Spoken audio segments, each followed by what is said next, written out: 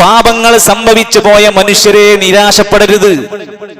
റമദാൻ മാസത്തിലാണ് നമ്മൾ സംസാരിക്കുന്ന. നിരാശ വേണ്ട. ചെയ്തു പോയതിന്റെ ആധിക്യം നീ ചിന്തിക്കണ്ട. ചെയ്തു പോയതിന്റെ ഗൗരവം നീ ആലോചിച്ച് ബേജാറാവണ്ട. നിരാശനായി ഞാനൊന്നും നന്നായിട്ട് കാര്യമില്ല, ഞാനൊന്നും നിസ്കരിച്ചിട്ട് കാര്യമില്ല, ഞാനൊന്നും പ്രാർത്ഥിച്ചിട്ട് കാര്യമില്ല, എനിക്കൊന്നും പടച്ചോൻ പുറത്തു തരൂല എന്ന ഒരു ശൈത്താനിയത്തിന്റെ ചിന്തകൾ നമ്മൾ മാറ്റിവെക്കാൻ വിശുദ്ധ ഖുർആൻ ഓർമ്മപ്പെടുത്തി. ഖുൽ യാ ഇബാദിയല്ലദീന അസ്റഫൂ അലാ അൻഫുസിഹിം, സ്വന്തത്തോട് അതിക്രമം ചെയ്തു പോയ എന്റെ അടിമകളോട് പറയണം നബിയേ, ലാ തഖ്നതൂ മിർ റഹ്മത്തില്ലാഹ്, അല്ലാഹുവിന്റെ റഹ്മത്തിൽ നിങ്ങൾ നിരാശരാകരുത്. അതൊന്നും കാര്യമില്ല, തൗബ ചെയ്തിട്ടൊന്നും കാര്യമില്ല, പടച്ചോനോട് പറഞ്ഞിട്ടൊന്നും കാര്യമില്ല എന്ന നിരാശ നിങ്ങൾക്ക് വേണ്ട. ഇന്നല്ലാഹ യഗ്ഫിറു ദുനൂബ ജമീആ, അല്ലാഹു തീർച്ചയായും എല്ലാ പാപങ്ങളും പുറത്തു തരുന്നവനാണ്. ഇന്നഹു ഹുവൽ ഗഫൂറുർ റഹീം, അല്ലാഹ് കാരുണ്യവാനാണ്, പാപം പൊറുക്കുന്നവനാണ്. എത്ര ആയത്തിലാണ് അല്ലാഹ് ആവർത്തിച്ച് പറയുന്നത്. ഇവിടെ നിന്നാണ് ഞാനും നിങ്ങളും അവസരം ഉപയോഗിക്കേണ്ടത്. തൗബ ചെയ്യണം. ഈ വാക്കിലാണ് നമ്മൾ കോൺസെൻട്രേറ്റ് ചെയ്തുകൊണ്ട് അതിലാണ് നമ്മൾ ശ്രദ്ധിക്കേണ്ടത്. ഇസ്തിഗ്ഫാർ ചെയ്യണം. തെറ്റുകളിൽ നിന്ന് പൂർണ്ണമായി മടങ്ങുക.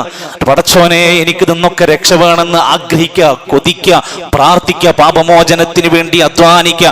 അതേ തൗബയെ കുറിച്ച് പറയുന്ന ആയത്തിലൊക്കെ ഇസ്തിഗ്ഫാർ പറയുന്നുണ്ട്. വസ്തഗ്ഫിറൂ റബ്ബക്കും സുമ്മ തൂബൂ ഇലൈഹി ഇന്ന റബ്ബീ റഹീമുൻ വദൂദ്. തൗബനെ കുറിച്ച്, ഇസ്തിഗ്ഫാറിനെ കുറിച്ച് പറയുമ്പോൾ അള്ളാഹ് പറയും അള്ളാഹ് സ്നേഹമുള്ളവനാണ്, അള്ളാഹ് കാരുണ്യവാനാണ്, അള്ളാഹ് ഗഫൂറാണ്. നമ്മളോട് ഒരാൾ തെറ്റ് ചെയ്തു എന്ന് പറഞ്ഞാൽ നമ്മൾ പിന്നെ ക്രൂരനായിട്ട് പെരുമാറുക. എന്നാൽ പടച്ച റബ്ബ് പറയാണ്, നിങ്ങൾ പാപം ചെയ്തവരാണോ, വസ്തഗ്ഫിറൂ റബ്ബക്കും, റബ്ബിലേക്ക് ഇസ്തിഗ്ഫാർ നന്നായി ചെയ്തോ, സുമ്മ തൂബൂ ഇലൈഹി, പിന്നീട് അവനിലേക്ക് പശ്ചാത്തപിച്ച് ഖേദിച്ചു മടങ്ങിക്കോ. ഇന്ന റബ്ബി, തീർച്ചയായും എൻ്റെ റബ്ബ്, റഹീമും വദൂദ്, കാരുണ്യമുള്ളവനാണ്, സ്നേഹമുള്ളവനാണ്. സ്നേഹമുണ്ടെങ്കിൽ വിട്ടുവീഴ്ച ഉണ്ടാകും. സ്നേഹമുണ്ടെങ്കിൽ എല്ലാ നിലക്കും പൊറുക്കാനുള്ള വിശാലതയുണ്ടാകും. എൻ്റെ റബ്ബ് സ്നേഹമുള്ളവനാണ്. ഇത് നമുക്ക് നൽകുന്ന ആശ്വാസമാണ്. പക്ഷെ ഒരു കാര്യമുണ്ട്, അത് വെറും ഇസ്തിഗ്ഫാർ ഇങ്ങനെ ചൊല്ലിയാ പാപം പൊറുക്കൂല. ഞാൻ തൗബ ചെയ്തു എന്ന് നാവുകൊണ്ട് ഇങ്ങനെ വെറുതെ പറഞ്ഞാ പോരാ. 4 നിബന്ധനകൾ ഒരാൾ പാലിക്കണം. അത് കുറച്ച് പ്രയാസമുള്ളതാണ്. 1, ആത്മാർത്ഥമായിരിക്കണം. തൽക്കാലത്തിന് ഈ മാസം കയ്യോളത്തിനല്ല, എന്നേക്കുമായി വിട പറയണം. ഇപ്പോൾ ചെയ്തുകൊണ്ടിരിക്കുന്ന പാപം തൽക്കാലം നോമ്പായതുകൊണ്ട് നിർത്തിയതാണോ, തൗബയാകൂല. തൗബയാകണമെങ്കിൽ ഇഖ്ലാസ് ഉണ്ടാവണം. എന്നേക്കുമായി സ്റ്റോപ്പ് ചെയ്യണം. ഇഖ്ലാസ് ഉണ്ടായിരിക്കണം. 2, ഖേദം ഉണ്ടാവണം. ചെയ്തതിൽ അഭിമാനം ഉണ്ടാകാൻ പാടില്ല. ഞാൻ ഓനെ പറ്റിച്ചു, ഞാനാരാ മോൻ, ഞാൻ അങ്ങനെ ചെയ്തവനാണ്, ഞാനാരാ മോൻ. അങ്ങനെ നമ്മൾ ചെയ്ത തെറ്റുകളുടെ പേരിൽ ഒരു അഭിമാനബോധം തോന്നാൻ പാടില്ല. ഖേദം തോന്നണം, സങ്കടം തോന്നണം. ഞാൻ ഇത്രയും മോശമാകാൻ പാടില്ലായിരുന്നു, ഞാനങ്ങനെ ചെയ്യാൻ പാടില്ല, ഞാനങ്ങനെ ചിന്തിക്കാൻ പാടില്ലായിരുന്നു. ഖേദം ഉണ്ടാവണം. 3, ഇനി ഒരിക്കലും ഞാൻ അതിലേക്ക് മടങ്ങൂല എന്ന് ഉറച്ചു തീരുമാനിക്കണം. അതിന് നമ്മുടെ ചങ്ങായിമാര് ശല്യമാണെങ്കിൽ ചങ്ങാതിമാരെ വിടണം. അതിന് നമുക്ക് ശല്യം ആരാണെങ്കിൽ ആ ശല്യം നമ്മൾ മാറ്റണം. ഏത് ബന്ധങ്ങളാണെങ്കിൽ ആ ബന്ധങ്ങൾ സ്റ്റോപ്പ് ചെയ്യണം. ഏത് ഇടപാടുകളാണ് നമുക്ക് നമ്മുടെ പാപത്തുനിന്ന് മടങ്ങി വരാനുള്ള പ്രതിസന്ധിയെങ്കിൽ അത് തീർച്ചയായും അടച്ചേ പറ്റൂ. ഇനി ഒരിക്കലും ഞാൻ ഈ തിന്മയിലേക്കില്ലെന്ന് ഖേദിച്ച് പശ്ചാത്തപിച്ച് തീരുമാനം എടുക്കണം. 4, നിങ്ങൾ ചെയ്ത പാപത്തിന്റെ തെറ്റിന്റെ ഗൗരവം ഒരു മനുഷ്യനുമായി ബന്ധപ്പെട്ടതാണെങ്കിൽ ആ മനുഷ്യനോട് പൊരുത്തം മേടിക്കണം. ആ മനുഷ്യന് കൊടുക്കാനുള്ള അവകാശങ്ങൾ ഉണ്ടെങ്കിൽ അത് കൊടുക്കണം. അയാൾ 1 ലക്ഷം രൂപ മേടിച്ച് പറ്റിച്ചിട്ടാണോ, 1 ലക്ഷം തിരിച്ചു കൊടുത്തിട്ട് വേണം തൗബ ചെയ്യാൻ. എക്സാമ്പിൾ, ഏത് തരത്തിലാണോ നീ ഒരു മനുഷ്യനോട് പാപം ചെയ്തിട്ടുള്ള ആ മനുഷ്യനോട് പാപം ചെയ്തതിന്റെ കാര്യത്തിൽ പൊരുത്തപ്പിടിച്ചിട്ട് വേണം പടച്ചോനിലേക്ക് പറയാൻ. അള്ളാഹുവുമായി ബന്ധപ്പെട്ട കാര്യമാണെങ്കിലോ അള്ളാഹുവിലേക്ക് നേർക്ക് നേരെ നമുക്ക് തൗബ ചെയ്ത് മടങ്ങാനുള്ള വഴിയുണ്ട്. ഇനി നാം ചെയ്തു പോയ തെറ്റുകളുടെയും പാപങ്ങളുടെയും ഒക്കെ ദുരന്തമല്ലെങ്കിൽ അതിന്റെ അളവ് പറയുകയാണ് അള്ളാഹു സുബ്ഹാനഹു വ തആല ഒരു ഹദീസിൽ, ഖുദ്സിയായ ഹദീസിൽ പറയാ, മനുഷ്യരെ, ആദമിന്റെ സന്താനങ്ങളെ, നിങ്ങൾ ചെയ്ത തെറ്റ് ധാരാളമുണ്ടോ? പേടിക്കണ്ട, ധാരാളം ഉണ്ടെന്ന് വിചാരിച്ചല്ലോ. ബലഗത ദുനൂബക അനാനസ്സമാ വലാ ഉബാലി, ആകാശം മുട്ടുവോളം പാപം ചെയ്തവനാണോ, ഞാനത് പ്രശ്നമാക്കൂല. അത്രക്കുണ്ടോ, എന്നാ പൊറുക്കൂല എന്ന് ഞാൻ പറയില്ല. وإنك لو أتيتني بقراب الأرض خطايا ഭൂമി പരക്കെ പാപം ചെയ്തവനാണോ വലാ ഉബാലി, ഞാനത് പ്രശ്നമാക്കില്ല, പുറത്തു തരാ സന്നദ്ധനാണ്. നീ നന്നാവണം, നീ ഒരുങ്ങണം, നീ ഖേദിച്ചു മടങ്ങണം. റമദാൻ എന്ന മാസം നമ്മളെ പഠിപ്പിക്കുന്ന പ്രധാന ചിന്തയും അതാ. റമദാൻ എന്ന വാക്കിന്റെ അർത്ഥം പോലും കരിച്ചു കളയുന്നത് എന്നാണ് ആ വാക്കിന്റെ അർത്ഥം. അപ്പൊ തൗബയും ഇസ്തിഗ്ഫാറും ചെയ്ത് നമ്മുടെ പാപങ്ങളെ കരിച്ചു കളയാനുള്ള എല്ലാ മേഖലകളെയും മാറ്റത്തിരുത്തലുകൾ വരുത്തി ശുദ്ധമാക്കാൻ, കരിച്ചു കളയാൻ പറ്റുന്നതാണ് ഈ മാസം എന്ന ബോധ്യം വേണം. സ്വാഭാവികമായും ഏറ്റവും കൂടുതൽ തിന്മകൾ വരാനുള്ള സാധ്യതകൾ നമ്മൾ അടക്കണം. ഒന്ന്, നമ്മുടെ കണ്ണും നമ്മുടെ ലൈംഗിക അവയവവുമായിരിക്കും. കണ്ണാണ് നമ്മളേറെ തിന്മകളിലേക്ക് കൊണ്ടെത്തിക്കുന്നത്. നിഷേധിക്കാൻ പറ്റുമോ? അല്ലാഹുവിന്റെ റസൂൽ സല്ലല്ലാഹു അലൈഹി വസല്ലം അവിടുന്ന് കൃത്യമായി പഠിപ്പിച്ചു, കണ്ണുകളെ നിയന്ത്രിക്കണം.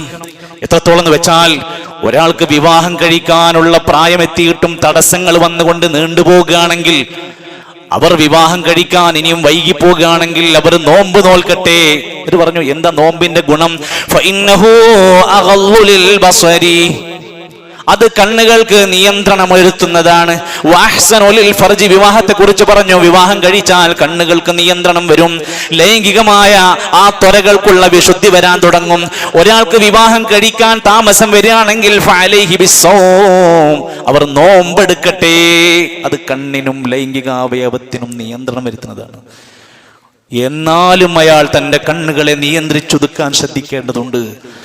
സഹോദരങ്ങളെ, നമ്മൾ മനുഷ്യന്മാർ എന്ന നിലക്ക് ഈ നോമ്പ് നോറ്റ് ഈ സമയത്തൊക്കെ നമ്മളിങ്ങനെ മുന്നോട്ട് പോകുമ്പോഴും നമ്മുടെ കണ്ണുകളെ നിയന്ത്രിക്കാതെ പോയാൽ വീണ്ടും വീണ്ടും പാപങ്ങളിലേക്കാണ്.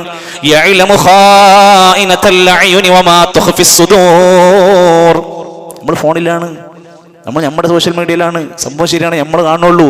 പക്ഷേ അല്ലാഹു തആല എല്ലാം അറിയുന്നു. കണ്ണിന്റെ ഒളിപ്പിച്ചു വെച്ചതും മറച്ചു വെച്ചതും ഹൃദയത്തിൽ ഒളിപ്പിച്ച സീക്രട്ടുകളുമൊക്കെ അള്ളാന്റെ അടുത്ത നിരീക്ഷണത്തിലാണ്. നമ്മൾ ഇന്ന് അനുഭവിക്കുന്ന വലിയ വെല്ലുവിളിയാണ്. നമ്മൾ വിചാരിച്ചിട്ടല്ല, പക്ഷെ നമ്മുടെ ഓരോ സ്ക്രോളിങ്ങുകളും നമ്മളെ തിന്മയിൽ നിന്ന് തിന്മയിലേക്ക് കൊണ്ടുപോകാനുള്ള 400 ഇരട്ടി അധിക സാധ്യതകളാണ് ഇന്ന് നമ്മുടെ മുമ്പിലുള്ളത്. കണ്ണുകൾക്ക് നിയന്ത്രണം വരട്ടെ. ആ കണ്ണിലൂടെയാണ് പല തെറ്റായ തിന്മകളിലേക്ക്, വ്യഭിചാരത്തിലേക്ക്, സെക്സുകളുടേതായ വിവിധങ്ങളായ മേഖലയിലേക്ക് പോകാനുള്ള സാധ്യത വരുന്നത്. വലാ തഖറബുസ്സിനാ, വ്യഭിചാരത്തെ സമീപിക്കല്ലേ. ഇന്നഹു കാന ഫാഹിഷതൻ വസാഅ സബീലാ, ലൈംഗിക വിശുദ്ധി പാലിച്ചില്ലെങ്കിലുള്ള ബുദ്ധിമുട്ട് എന്താ? മ്ലേച്ഛമായ മോശപ്പെട്ട മാർഗമാണ്. അതുമായി ബന്ധപ്പെട്ട് നടന്നുകൊണ്ടിരിക്കുന്നതെല്ലാം അതിൽ പ്രേമലീലാബലങ്ങൾ പെടും, കാമുകന്മാരുടെ വിലാസങ്ങൾ പെടും. അത്തരത്തിലുള്ള ചാറ്റുകളും മെസ്സേജുകളും കാണലുകളും കേൾക്കലുകളും എല്ലാം അതിൽ പെട്ടതാണ്. വല്ലദീനഹും ലിഫുറൂജിഹിം ഹാഫിളൂൻ, യഥാർത്ഥ സത്യവിശ്വാസികൾ ലൈംഗിക വിശുദ്ധി പാലിക്കുന്നവരാണ്.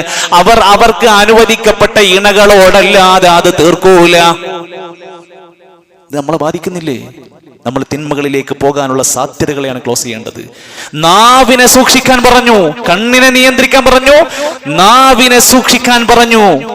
നബി സല്ലല്ലാഹു അലൈഹി വസല്ലം അവിടുന്ന് പറഞ്ഞിട്ടുണ്ട്, ഇന്ന അക്സറ ഖതായ ഇബ്നി ആദം ഫീ ലിസാനിഹി, മനുഷ്യരുടെ കൂട്ടത്തിൽ ഏറ്റവും പാപം വരാനുള്ള മേഖലയാണ് അവന്റെ നാവ്.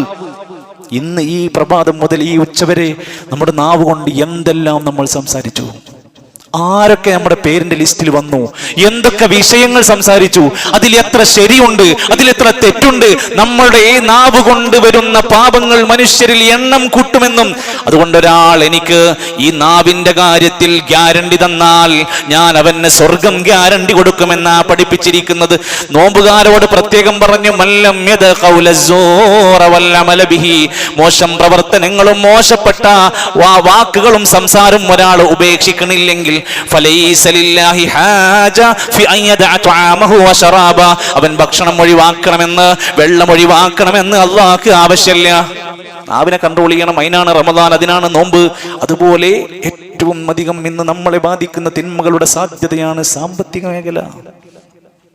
നിസ്കാരമുണ്ട്, നാവിന് നിയന്ത്രണമുണ്ട്, തഖ്വയുണ്ട്, എല്ലാമുണ്ട്. സാമ്പത്തിക രംഗത്ത് സകല ദുരാചാരങ്ങളും അതിന്റെ യാതൊരു വിധിവിലക്കും പാലിക്കാതെ ജീവിക്കുന്ന ഒട്ടനേകം ഭക്തന്മാരെ നമുക്ക് കാണാൻ സാധിക്കും. ഇവിടെയാണ് ഇസ്ലാം പറയുന്നത് അന്യായം കടന്നു വരുന്ന സാമ്പത്തിക മേഖല. എന്താ മനുഷ്യൻ പഠിക്കുന്നത്? ജീവിക്കാനാണ് സമ്പത്ത്, ജീവിക്കാനാണ് സമ്പത്ത്, അനിവാര്യമാണ്, അത്യാവശ്യമാണ് എന്ന് കരുതിയിട്ട് ജീവിക്കണ്ടേ എന്ന് വിചാരിച്ച് ഹലാലും ഹറാമും ശ്രദ്ധിക്കാതെ പോകുന്ന ഒരു കാലഘട്ടം ഖിയാമത്ത് നാളിന്റെ അടയാളമായിരിക്കും. ഹലാലാണോ ഹറാമാണോ എന്ന് നോക്കാതെ പണം സ്വീകരിക്കും, പണം കൊടുക്കും. ഇതെന്താ പ്രശ്നം? ഇതങ്ങനെ നോക്കാത്തൊരു കാലം ഈ ഉമ്മത്തിൽ വരുമെന്ന സൂചന. എന്നാൽ നമ്മളോട് പറഞ്ഞു, യാ അയ്യുഹല്ലദീന ആമനൂ, സത്യവിശ്വാസികളെ, കുലൂ മിൻ ത്വയ്യിബാതി മാ റസഖ്നാകും, നിങ്ങൾക്ക് റിസ്ഖായി തന്നതിൽ നിന്ന് ത്വയ്യിബാതായത് മാത്രമേ നിങ്ങൾ തിന്നാൻ പാടൂ. ഹലാലായ വിശിഷ്ടമായത്. പറ്റിച്ച പൈസ നമുക്ക് തിന്നാൻ പറ്റൂല. കടം മേടിച്ചു പോവുകയാണ്, പിന്നെ ഒരിക്കലും തിരിച്ചു കിട്ടാത്ത വിധേന തട്ടിപ്പ് നടത്തിക്കൊണ്ടേയിരിക്കുന്ന മനുഷ്യന്മാർ. പലിശയുടെ സ്ഥാപനങ്ങൾക്ക് വേണ്ടി വാടക കൊടുക്കുന്നു, പലിശ പണികൾ ചെയ്തുകൊണ്ടിരിക്കുന്നു. കച്ചവടത്തിൽ ഒരുപാട് തട്ടിപ്പുകൾ, കളവുകൾ നടത്തിക്കൊണ്ടിരിക്കുന്നു. കച്ചവടക്കാരൊക്കെ നന്നായി ചിന്തിക്കേണ്ടതാണ്. എൻ്റെ ഈ ജീവിത വരുമാന മാർഗം നാളെ പരലോകത്ത് നരകം കിട്ടാനുള്ള കാരണമാകുമോ എന്ന് നല്ല സൂക്ഷ്മത കാണിക്കേണ്ടതുണ്ട്. റസൂൽ സല്ലല്ലാഹു അലൈഹി വസല്ലം പറഞ്ഞു, ഇന്നഹു ലാ യദ്ഖുലുൽ ജന്ന, ഒരാൾ സ്വർഗ്ഗത്തിലെത്തൂല. ലഹ്മുൻ, അയാളുടെ മാംസം, നബത മിൻ സുഹത്തിൻ, ഹറാം കൊണ്ട് തിന്ന് കൊഴുത്തുണ്ടാക്കിയ സമ്പാദ്യമാണ്, ശരീരം. അതുകൊണ്ട് സ്വർഗം കിട്ടൂല. ഇവിടെ നന്നായിട്ട് ഇങ്ങനെ അടിച്ചു പൊളിച്ച് നടക്ക, ആൾക്കാരുടെ മുമ്പിൽ പ്രൗഢി പറഞ്ഞ് നടക്ക, കാഴ്ചക്കാർക്ക് നല്ല പൈസക്കാരനാന്നൊക്കെ നല്ല പേരും പെരുമയും ബഹുമാനൊക്കെ കിട്ടും. സ്വർഗം കിട്ടൂല. തന്റെ സമ്പത്ത് ഹലാലല്ലാത്ത മാർഗത്തിലൂടെ പോകണ്ടോന്ന് നല്ലോണം ഓരോരുത്തരും തന്റെ വീട്ടിലേക്ക് ഭാര്യമാര്, സഹോദരിമാർ ശ്രദ്ധിക്കുക. ഭർത്താവിനോടും കുടുംബത്തോടും മക്കളോടും പറയണം, ഗൾഫിലായാലും നാട്ടിലായാലും ശരി, മോനെ ഹറാമിന്റെ ഒരു രൂപം അങ്ങോട്ട് കൊണ്ടുവരരുത്. ഇതൊക്കെ സലഫുകൾ മുമ്പ് പറഞ്ഞ വാക്കാ. സക്കാത്ത് കൊടുക്കാത്ത സമ്പത്ത് ആരുടെങ്കിലും കയ്യിലുണ്ടെങ്കിൽ അതും അതിൽപ്പെട്ട തന്നെയാണ്, അതും ഹറാമിന്റെ മുതലിൽപ്പെട്ടതാണ്. എത്ര സക്കാത്ത്? 2.5% പറഞ്ഞിട്ടുള്ളൂ. അത് കൊടുക്കാൻ മടിക്കുന്നവരുണ്ടെങ്കിൽ ഒരു പാവപ്പെട്ടവന്റെ സമ്പത്താണ് കിടക്കുന്നത്, അത് നിന്റെ ഹറാമായ സമ്പാദ്യത്തിലെപ്പെടുക. ബാങ്ക് ജോലി, പലിശ, കൊള്ളപ്പണം, കച്ചവടത്തിലെ തെറ്റായ തിരിമറികൾ, ഹറാമിന്റെ വിവിധ മേഖലകൾ ഇന്ന് വ്യാപിച്ചു കിടക്കുക. EMI പോലെയുള്ള വിവിധ സംരംഭങ്ങൾക്ക് വേണ്ടി ഒന്നും നോക്കാതെ, ഒരു ചോദ്യം പോലും, അന്വേഷണം പോലും ഇല്ലാതെ സാമ്പത്തികത്തിൽ പോയി പണം കൊടുത്ത് സാക്ഷികളില്ലാതെ ഇടപാടുകൾ നടത്തി എത്ര തട്ടിപ്പുകളാണ് നമ്മുടെ ജില്ലയിൽ തന്നെ പിടിക്കപ്പെട്ടത്. എന്നിട്ട് നമ്മൾ പഠിച്ചോ? എന്നിട്ട് നമ്മൾ തിരുത്തിയോ? വീണ്ടും അടുത്തതിൽ വീണ്ടും വരികയാണ്. ഓരോരുത്തരും ശ്രദ്ധിക്കുക തന്റെ വരുമാന മാർഗത്തെക്കുറിച്ച്. അതേ സമയത്ത് നമ്മുടെ സമ്പാദ്യം കൊണ്ട് നമുക്ക് സ്വർഗം നേടാൻ പറ്റും. അതിൽ നിന്ന് സക്കാത്ത് കൊടുത്തതിന്റെ ബാക്കി നിന്ന് സ്വതക്ക കൊടുത്താൽ.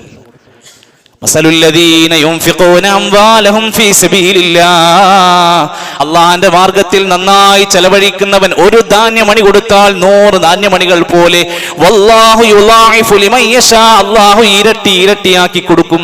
എത്ര ചെറുതാണെങ്കിലും മനസ്സറിഞ്ഞു കൊടുക്കുന്ന സ്വതക്കക്ക് അതിന്റെ ഇരട്ടി പടച്ചോൻ തീരുമാനിക്കുന്ന കണക്കാ കിട്ടുക.